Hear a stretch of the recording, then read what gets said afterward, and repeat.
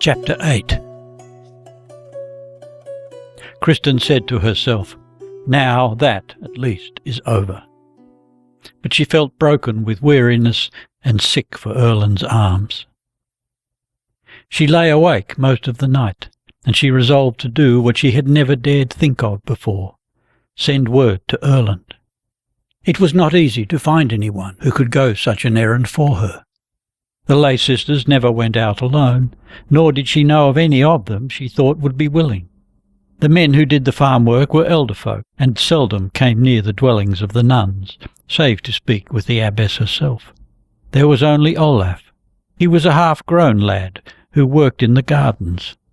He had been Lady Grower's foster son from the time when he was found, a newborn babe, upon the church steps one morning.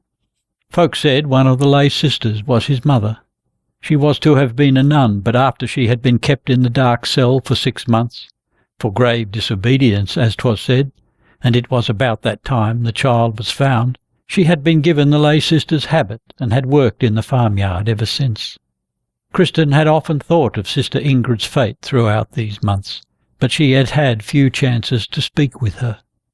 It was venturesome to trust to Olaf. He was but a child, and Lady Grower and all the nuns were wont to chat and jest with him when they saw the boy. But Kristin deemed it mattered little what risks she took now. And a day or two later, when Olaf was for the town one morning, Kristin sent word by him to Akersness that Erland must find some way whereby they might meet alone. That same afternoon Erland's own man, Ulf, came to the grill. He said he was Asmund Bjorgulfsson's man, and was to pray on his master's behalf that his brother's daughter might go down to the town for a little, for Asmund had not time to come to Nonnesetter. Kristin thought this device must surely fail, but when Sister Potentia asked if she knew the bearer of the message, she said yes.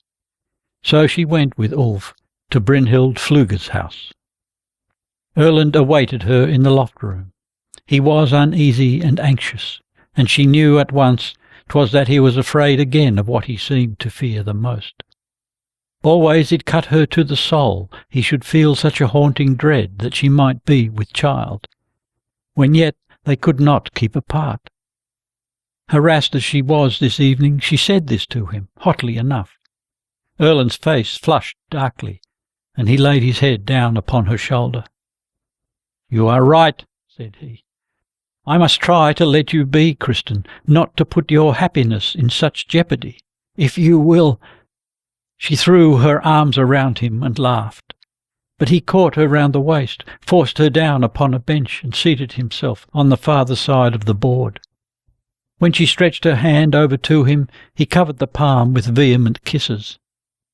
"I have tried more than you," said he with passion. "You know not how much I deem it means for both of us that we should be wed with all honour." "Then you should not have made me yours," said Kristin. Erland hid his face in his hands. "I would to God I had not done you that wrong," he said. "Neither you nor I wish that," said Kristin, laughing boldly. "And if I may but be forgiven and make my peace at last with my kindred and with God, then shall I not sorrow overmuch that I must wear the woman's hood when I am wed. Ay, and it often seems to me I could do without peace even, if only I may be with you." "You shall bring honour with you into my house once more," said Erland.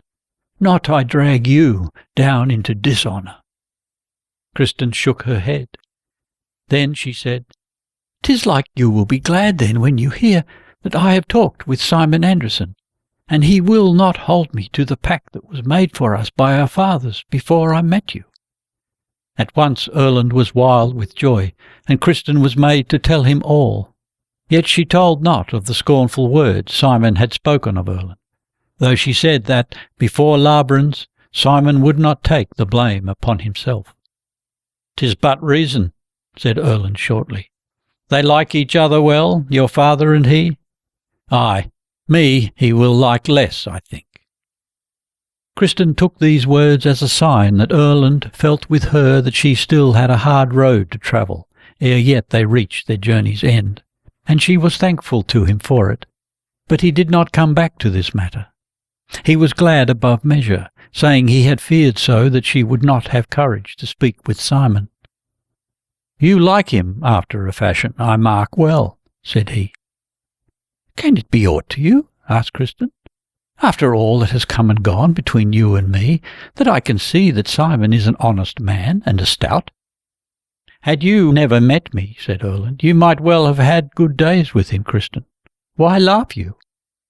"Oh, I did but call to mind somewhat Lady Arshill said once," answered Kristin.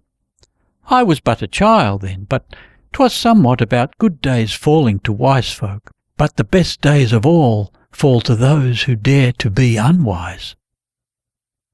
"God bless my kinswoman if she taught you that," said Erland, and took her upon his knee. "'Tis strange, Kristin, never have I marked that you were afraid." "Have you never marked it?" she asked as she nestled close to him. He seated her on the bedside and drew off her shoes, but then drew her back again to the table. "Oh, my Kristin, now at last it looks as if bright days might come for us two. Methinks I had never dealt with you as I have done," he said, stroking and stroking her hair, "had it not been that each time I saw you, I thought ever 'twas not reason that they should give so fine and fair a wife to me. Sit you down here and drink to me," he begged. A moment after came a knock on the door. It sounded like the stroke of a sword hilt. "Open, Erland Nicolausen, if you are within." "'Tis Simon Dar," said Kristin in a low voice. "Open, man, in the devil's name, if you be a man," shouted Simon, and beat on the door again. Erland went to the bed and took his sword down from the peg in the wall. He looked around, at a loss what to do. "There is nowhere here you can hide," said Erland. "'Twould scarce make things better if I hid," said Kristin. She had risen to her feet. She spoke very quietly, but Erland saw that she was trembling. "You must open," she said in the same tone. Simon hammered on the door again. Erland went and drew the bolt. Simon stepped in. He had a drawn sword in his hand, but he thrust it back into its sheath at once. For a while the three stood in silence. Kristin trembled, but yet in this first moment she felt a strange sweet thrill. From deep within her something rose, scenting the combat between two men. She drew a deep breath. Here was an end to those endless months of dumb waiting and longing and dread. She looked from one to the other, pale and with shining eyes. Then the strain within her broke in a chill, unfathomable despair. There was more of cold scorn than of rage or jealousy in Simon Dar's eyes, and she saw that Erland, behind his defiant bearing, burned with shame. It dawned upon her how other men would think of him, who had let her come to him in such a place, and she saw 'twas as though he had had to suffer a blow in the face. She knew he burned to draw his sword and fall upon Simon. "Why have you come hither, Simon?" she cried aloud in dread. Both men turned towards her. "To fetch you home," said Simon. "Here you cannot be." "'Tis not for you any more to lay commands on Kristin Lavransdatter," said Erland fiercely. "She is mine now."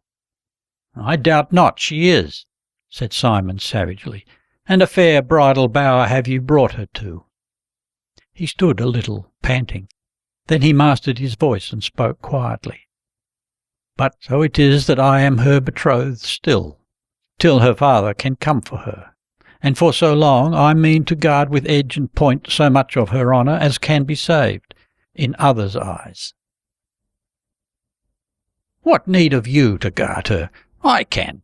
He flushed red as blood under Simon's eyes. Then, flying out, "Think you I will suffer threats from a boy like you?" he cried, laying his hand on his sword hilt. Simon clapped both hands behind him. "I am not such a coward as to be afraid you should deem me afraid," said he as before. "I will fight you, Erland Nikolausen. You may stake your soul upon that, if within due time you have not made suit for Kristin to her father." "That will I never do at your bidding, Simon Anderson," said Erland angrily. The blood rushed into his face again. "Nay, you do it to set right the wrong you have done so young a maid," answered Simon, unmoved. "'Twill be better so for Kristin." Kristin gave a loud cry in pain at Erland's pain. She stamped upon the floor. "Go then, Simon, go! What have you to do with our affairs?" "I told you but now," said Simon. "You must bear with me till your father has loosed you and me from each other." Kristin broke down utterly. "Go, go! I will follow straightway. Jesus, why do you torture me so, Simon? You know you deem not yourself I am worthy that you should trouble about me." "'Tis not for your sake I do it," answered Simon. "Erland, will you not tell her to go with me?" Erland's face quivered. He touched her on the shoulder. "You must go, Kristin. Simon Dar and I will speak of this at another time." Kristin got up obediently and fastened her cloak about her. Her shoes stood by the bedside. She remembered them, but she could not put them on under Simon's eyes. Outside the fog had come down again. Kristin flew along, with head bent and hands clutched tight in the folds of her cloak. Her throat was bursting with tears. Wildly she longed for some place where she could be alone and sob and sob. The worst was still before her. But she had proved a new thing this evening, and she writhed under it. She had proved how it felt to see the man to whom she had given herself humbled.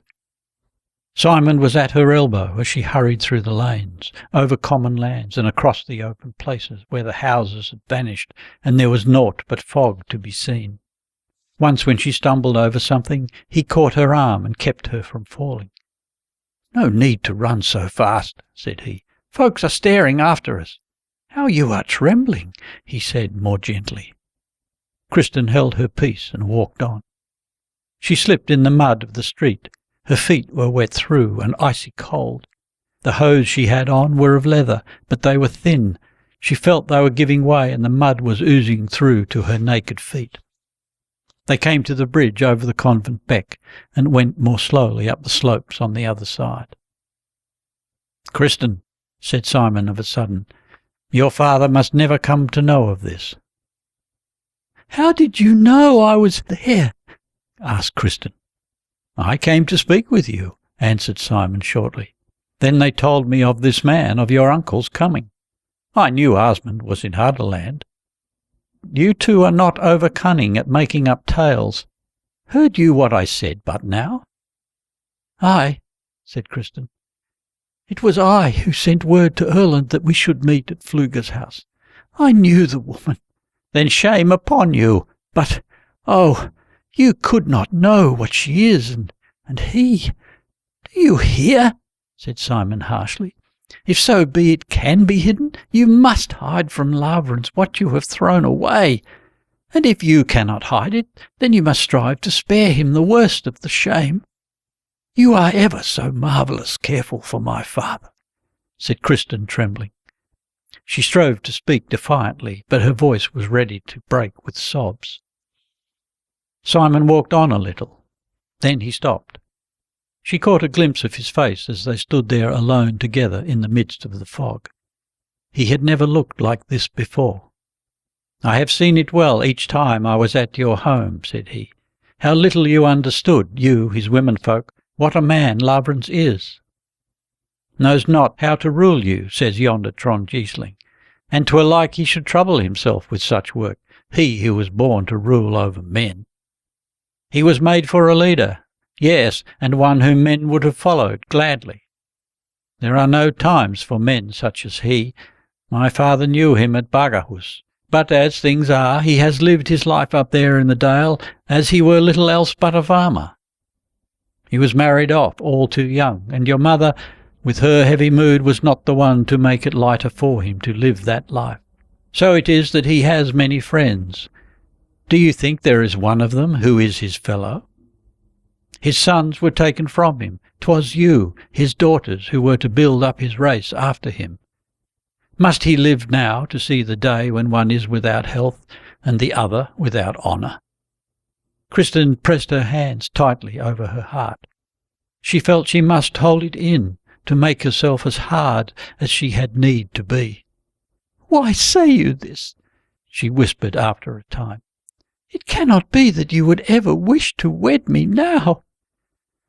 "That would I not," said Simon unsteadily. "God help me, Kristin. I think of you that evening in the loft room at Finnsbrecken. But may the foul fiend fly away with me living the day I trust a maiden's eyes again." "Promise me that you will not see Erland before your father comes," said he, when they stood at the gate.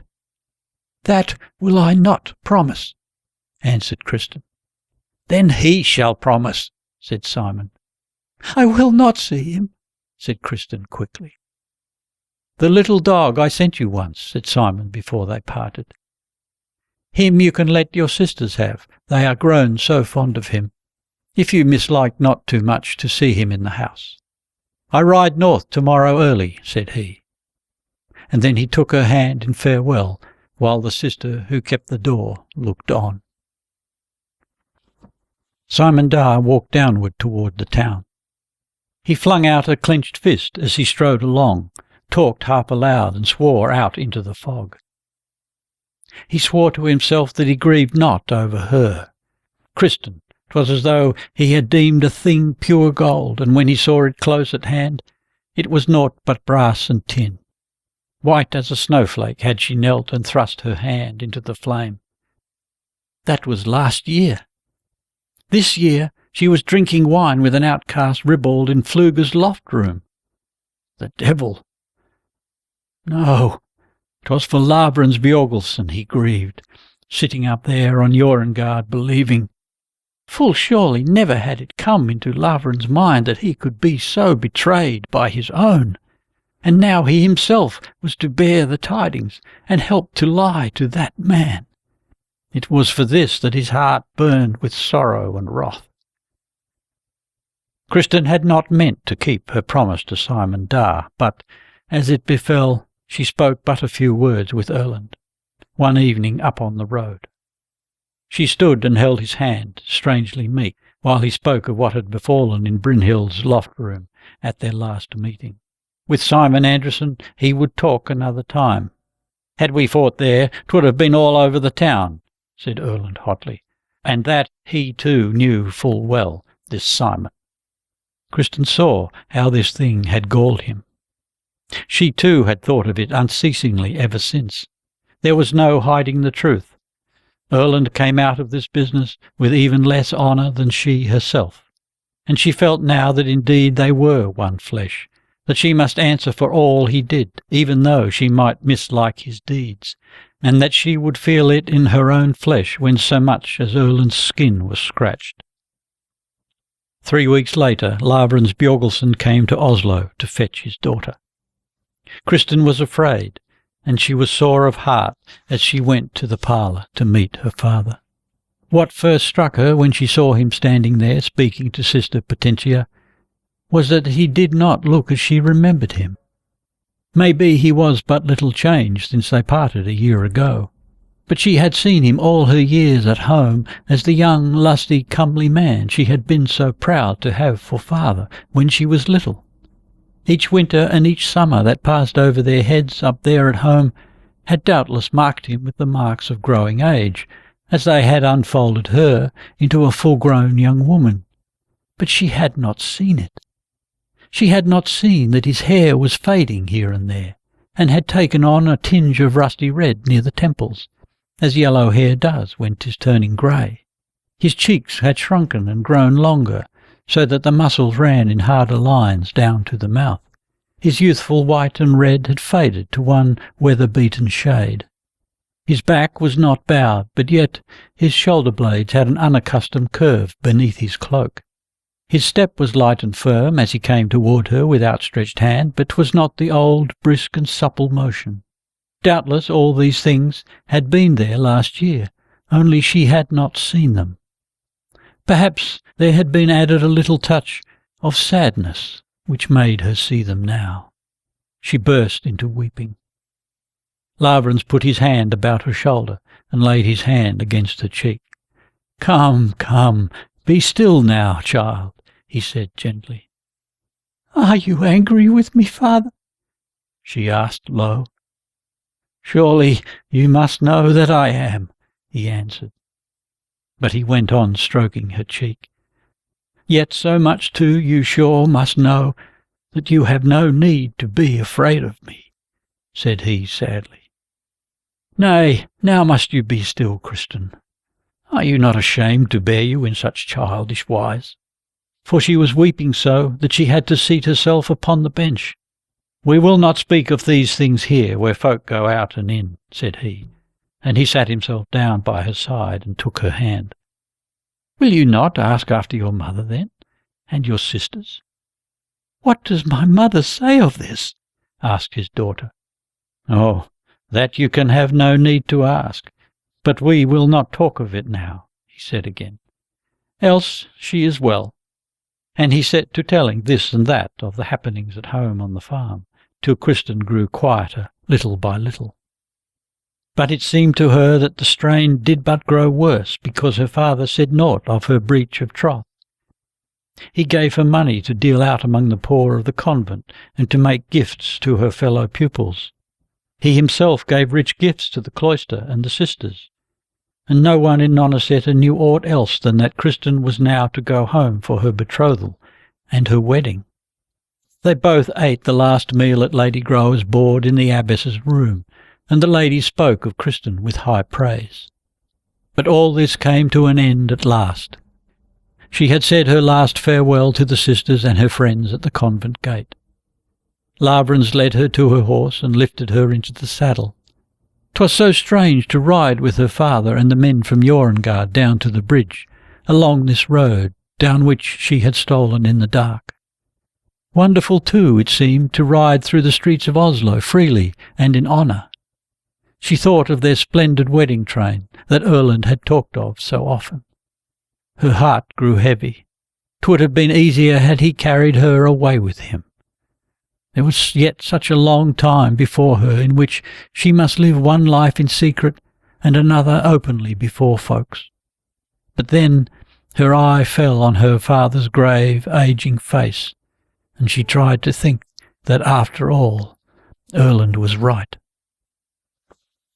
There were few other travellers at the inn. At eventide they all supped together in a little hearth-room, where there were 2 beds only. Lavrans and Kristin were to sleep there, for they were the first in rank among the guests. Therefore, when the night drew on a little, the others bade them a friendly good night as they broke up and went to seek their sleeping places. Kristin thought how it was she who had stolen to Brynhild Fluger's loft-room, to Erland's arms. Sick with sorrow and with fear that she might never more be his, she thought, no, there was no place for her any more among these others.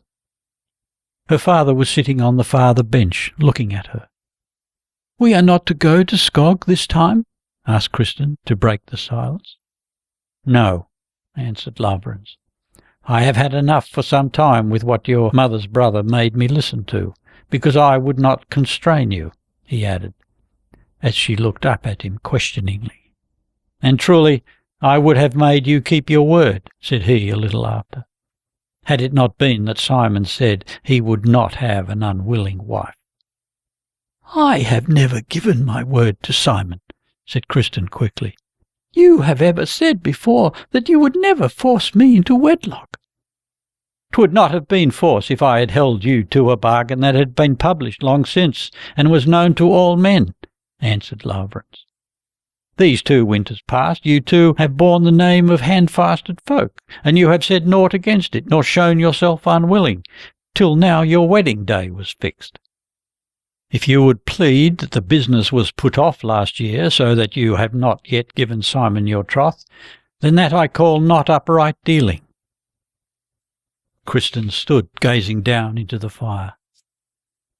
"I know not which will seem the worse," went on her father, "that it be said that you have cast off Simon, or that he has cast off you. Sir Andrews sent me a word." Lavrans flushed red as he said it.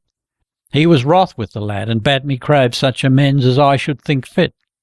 I had to say what was true. I know not if all else had been better, that, should there be amends to make, 'twas rather for us to make them. We are shamed either way." "I cannot think that there is such great shame," said Kristin low, "since Simon and I are of one mind." "Of one mind?" repeated Lavrans.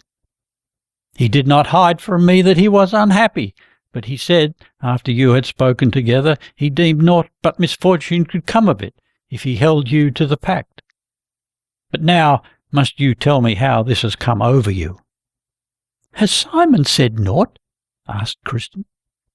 "It seemed as though he thought," said her father, "that you have given your love to another man. Now you must tell me how this is, Kristin." "God knows," said she in a low voice.